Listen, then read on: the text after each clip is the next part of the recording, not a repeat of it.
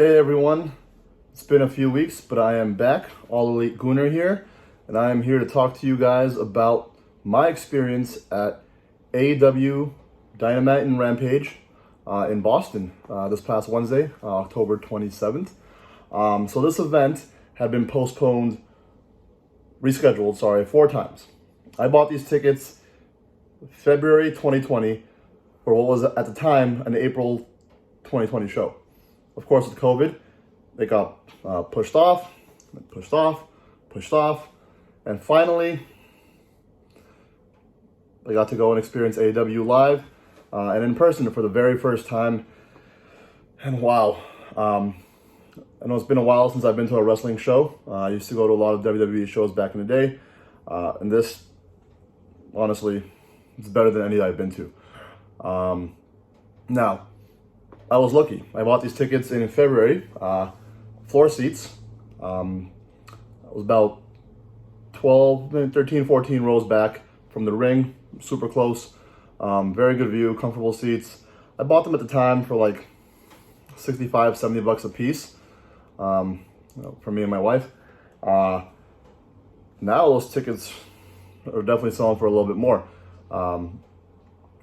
Resell, they were going for like $150 or more, but of course I bought them before the likes of Punk, Danielson, Adam Cole were, all elite. So definitely were easier to get back then. The arena was full, the Aganis Arena in Boston. It was full, at least throughout Dynamite. We'll talk about Rampage in a little bit, but it was a great show, and I look forward to telling you my experiences. So when I got there, we got in line to get in. It was probably around 6:30. When we arrived in Boston, and parked, I got my parking spot in advance, so I didn't have to worry about that. There was already a decent sized line of people waiting to get in. Why? I don't know. Maybe they just wanted to get to the merch stands, concessions. I don't know, but there was a pretty good line at that point by like 5:30. But we went and got something to eat first. Got back in line around 6:15, 6:20. I completely fucked that up. No, we were in line around 6:05, shortly after doors opened. They checked vaccination cards or, proof of negative COVID test. What looked like a really long line actually moved very quickly. We were probably in by 6:30. Fairly, seamless. We wore a mask the entire time. Can't say the same about everyone else that was there. But yeah, once we were in, sat down. Now the concessions, absolute shit show. Stood in line for a little while, just to get some water and stuff, because wearing a mask and being indoors for several hours, it's gonna get thirsty. Apparently the line I was in was cash only. I was not informed of that until I was maybe, third one up at that point. So that was a waste of a good 15 minutes, and I more or less missed 2 or 3 matches of the Dark Elevation taping. If you know about Dark Elevation, a lot of those matches go by very quickly. So yeah, I missed a few of those. Did get back out in time for Orange Cassidy. So that was a fun little short match. And then, yeah, right on time, 8 o'clock, Dynamite started live. Tony Khan spoke beforehand. He let us know that we're going to kick things off with CM Punk. So that's why you heard those CM Punk chants to kick off Dynamite. And yeah, CM Punk, Bobby Fish, opening match. Punk definitely had the loudest pop of the night. No surprise there. The match was very good. Equal amount of offense, I would say. Bobby Fish, a very good worker. Worked Punk's knee for the majority of the match. Punk sold it well, because when you're CM Punk and you're master of in-ring psychology, you're gonna sell the damage, and he did it all throughout. Ultimately, it ended with a GTS. Punk with that weak knee that had been worked on. Was slow to the cover, and I don't know if you saw it on TV or not, but it almost looked like Bobby Fish kicked out. But the ref counted to 3. We don't know if it's part of a storyline that's ongoing. You know, with every match, it becomes a little bit more difficult for Punk to get the win. Yeah, ultimately it was a pretty good match. Not one of the best on the night. There were some really absolute bangers, but I would give Punk Bobby Fish 3.75, 3.5 stars. 3.5 stars to kick things off. Then we had MJF, who faced off against the local Boston jobber. You know, beat him fairly effortlessly in about a minute. Hit a heat seeker.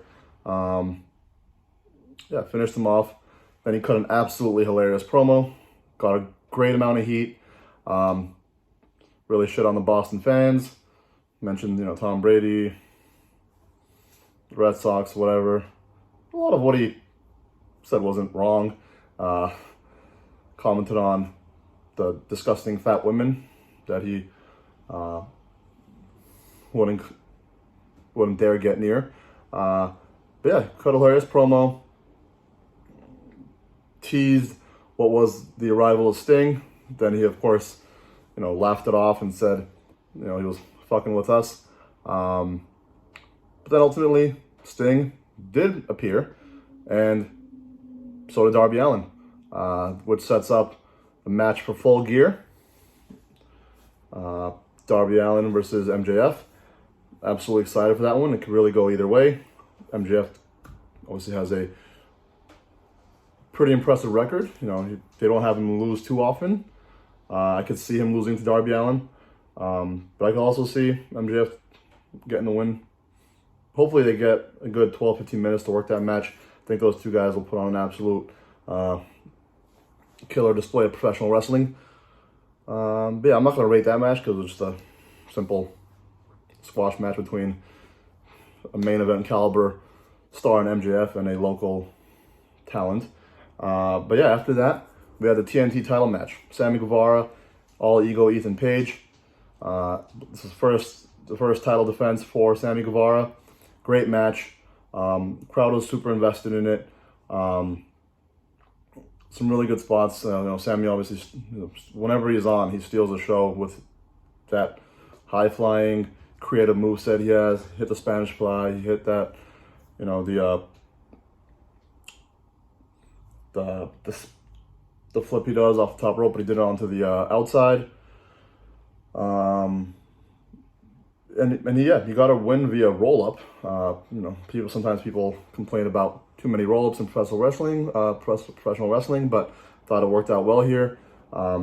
Ethan Page, obviously furious, didn't get the win, attacked Sammy. Scorpio Sky came out, continued to beat down, and of course, you know, as that's happening, we all expect the Inner Circle to come out and make the save, which they did. Jericho got a massive pop. Everyone was singing along to Judas. And then he, you know, cut a promo to set up the 5-on-5 match for Full Gear. We had a lot of matches for Full Gear set up on this show.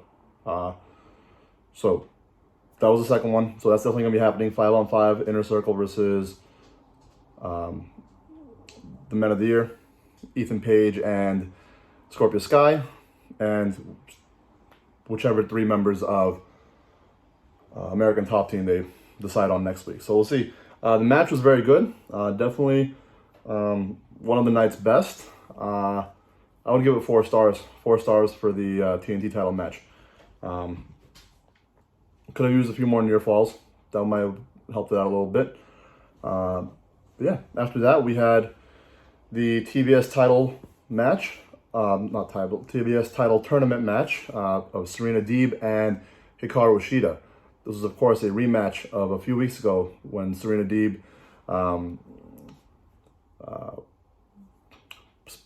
had some rained on Hikaru Shida's party. What was supposed to be her 50th win. Deeb got the win, then attacked Shida. So this match was billed to be a pretty intense rematch, and this was one of the best women's matches I have ever seen. my personal favorite match of the night. And that's saying something when I talk about one of the matches on Rampage that's coming up. Great back and forth match, lots of near falls. Deeb is an absolutely amazing technician, and Sheeta, is at her best when she is more aggressive and she's displaying that mean streak that she has, which she didn't really display in the match a few weeks back, but this time she definitely did. Amazing match. Sheeta got the win after, I think it was a good 12, 13 minutes. They have great chemistry together. They're two of the best women on the roster, and anytime they go out there and put on a show, it's something above average at the very least. And this was phenomenal. I'm giving this 4.5 stars. My favorite match of the night. Was the best match of the night? Probably not. It was probably second, but my personal favorite, 4.5 stars. And then Deeb put on a vicious attack at the end. So I don't know if this is going to lead to possibly Sheeta not being able to continue on in the tournament. That's going to be the angle they go with. So it's definitely going to be interesting to see. We followed that up with Moxley versus 10 from the Dark Order. As expected, Moxley came out to the crowd. I knew it was going to be right by us. He came out to the right of us, so we weren't that close to him originally. The match was, I don't want to say it was squash. 10 definitely got some shots in, but it was still, Moxley being Moxley, absolutely pummeled 10, hit him with the paradigm shift. 10 was busted open. I don't know if it was a blade job or if it was accidental. I'm hearing mixed things. If it was a blade job, he definitely went deeper than he should have, because he was gushing. Blood was all over his face. Mask got ripped off by Mox. Mox's chest was covered in Dark Order 10's blood. The match itself, nothing special. 1.5, maybe 2 stars. 2 stars at best. But Moxley exited the ring, came right by us. It was great. Couldn't get my phone out in time to get a picture. Sarah's a huge Moxley fan. She definitely has a big crush on him. So she was super excited about that. So excited that she turned around and just stared at me. She didn't know what to do. Instead of, looking at him, she looked at me in confusion. It was hilarious. I definitely wish I got that captured on camera, but sometimes it's better to be in the moment, I guess. That followed up with what was the main event for Dynamite, which was the Halloween style 4-on-4 tag match with the Dark Order and the Elite. The Elite came out as the Ghostbusters. The Dark Order had various costumes. Johnny Hungy was dressed as Bambi, like he said he would be. Some of the other guys, one was a cowboy. But yeah, it was a comedy match, but it was actually a very well done comedy match. Because the Elite does comedy better than anyone, I think. Because they're such talented wrestlers that even when they're joking around and having a good time, the match is still going to be amazing. And this was no different. Some amazing spots. I'm not going to talk about every single one, but the crowd was invested in it from beginning to end. We knew at some point we were going to see Hangman Adam Page, and when he was revealed to be the Stay Puft Marshmallow Man and attacked the Elite, the crowd lost their shit. Probably one of the biggest pops of the night. Almost as loud as the one Punk got. Maybe even louder, I don't know. But yeah, fantastic match. Continues the storyline with Adam Page, Kenny Omega, and the Elite. Where the rest of the Elite and the rest of the Dark Order go after this feud, I don't know. But great episode of Dynamite. I'm so happy I was there. And then right after that, we went right into the Rampage taping a few minutes after. Now, for some reason, people prioritized getting home and getting to sleep or beating traffic over an amazing Rampage. A couple hundred people definitely left when Dynamite ended before Rampage started with Bryan Danielson and Eddie Kingston. And, they missed out. They fucking missed out. That's all I have to say. If they care more about getting home, then that's on them. But Bryan Danielson, Eddie Kingston, amazing. The streak that Danielson is on right now, this hot streak of just putting on an absolute banger after banger, it's almost unparalleled. Every week he comes out there, he puts on a minimum 4-star match. And this was no different. This was my second favorite Danielson match since he arrived at AEW. Of course, the first one was the 30-minute time limit draw with Kenny Omega. That was an instant 5-star classic. This was the best I've seen Eddie Kingston ever. I would give it 4.5 stars. These guys absolutely just fucking brutalize each other. The chops, the stiff shots, and I think the two of them just absolutely loved it too. I don't think either of them were annoyed by how, rough they were being with one another. I think they embraced it. They had great chemistry. Danielson won, which another cool thing about his run so far is every match he's won with a different move, which is something you almost never see. You always, have that predictable, it's going to be this finisher, and he's going to win it with that. Not this time either. Not every single match. All 6 of his wins, I believe, have been a different move. And this time he put like a triangle choke on Eddie, and Eddie did not tap. He actually threw the middle finger at Danielson as he was in the hold, and eventually he passed out, and that's how Danielson got the W.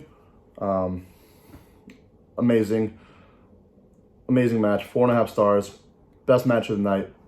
Once again, I preferred the more technical match between Deeb and Ishida over what was at times a bit of a brawl between Danielson and Kingston, but I fully understand that most people would assume that this match was the best of the night. And yeah, 4.5 stars for me. 2 4.5 stars matches, in my opinion, on one episode of Dynamite. Killer. Sorry, what did I just say? That was Dynamite and then Rampage. So 4.5 stars, 2 4.5 star matches on the night is what I meant to say for the Boston fans. Followed that up with Dante Martin and Matt Sydal. And the match was actually fine. It's just that people were just so exhausted at that point.